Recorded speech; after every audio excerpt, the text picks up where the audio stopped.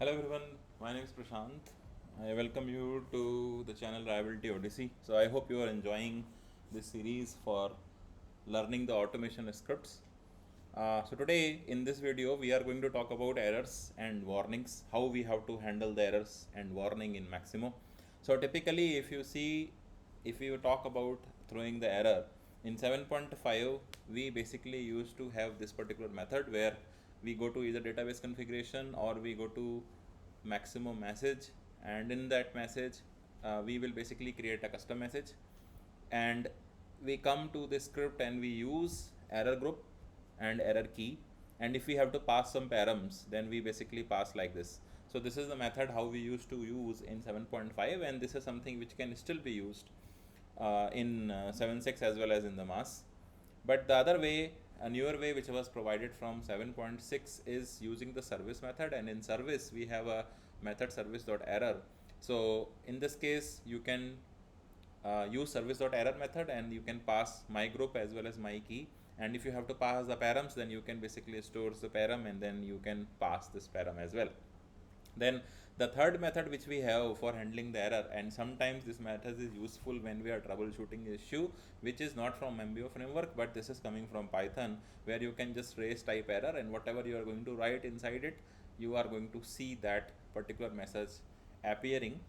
So many times when we are doing the troubleshooting, and for the troubleshooting, if we want to print a value of a variable or we want to see our program has come up to which level, you can basically use type error, and then later you can remove the type error. So these are the three different ways how you can do error handling and how you can show the error to users. So similar to errors, if we want to set the warning, then we can basically use service.setWarning method, and we can call and we can pass the parameter my group and my key, and if you have params then you can also pass that.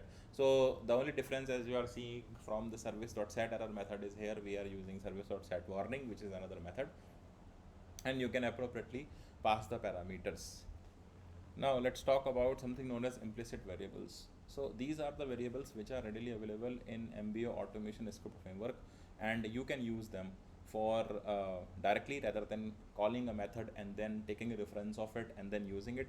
So here, for example, you will see in this particular table you are having variable, and then there are equivalent method which you can use. If you don't want to use the variable, then you can directly use this particular method, and then you have the user's definition which explains that what is the purpose, why you will use that particular variable. So for example, if you take MBO or MBO set, you can directly, if you are working with in automation script, and if you are using an attribute launch point or you are using an object launch point, you can directly use MBO, and this particular variable MBO is going to give you what is the current MBO.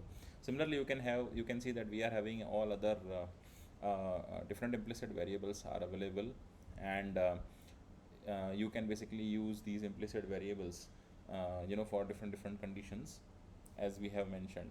For example, here that if you are using, you want to check whether the script is running via UI, and script is running in background via MIF or cron, then you can directly use interactive, and if the value is true in this particular case, you are going to say that if interactive is true, then script is running from UI, and if interactive is false, then script is running via MIF or cron. So similarly there are all other variables are there. We have already seen service methods. So service is also an implicit variable by which you can call different method. For example, we saw set error, set warning, or you can also call other available method like invoke script, where you want to invoke some other script. You can use this particular thing, it's invoke script.